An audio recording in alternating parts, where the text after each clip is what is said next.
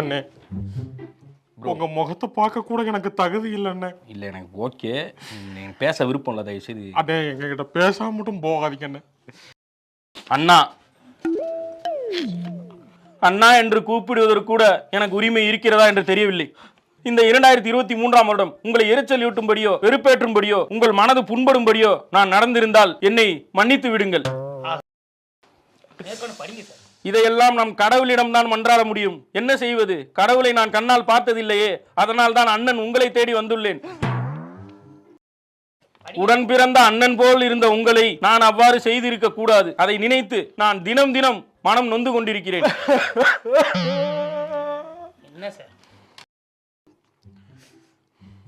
நான் தெரிந்தோ தெரியாமலோ, அறிந்தோ அறியாமலோ, புரிந்தோ புரியாமலோ, நடந்தோ நடக்காமலோ, என்னது இது, விழுந்தோ விழுகாமலோ உங்களுக்கு எதிராக ஏதேனும் தவறு செய்திருந்தால் இதற்கப்புறம் அப்படி நடக்காது அப்படின்னு சொல்லுவேன் நினைக்காதரா.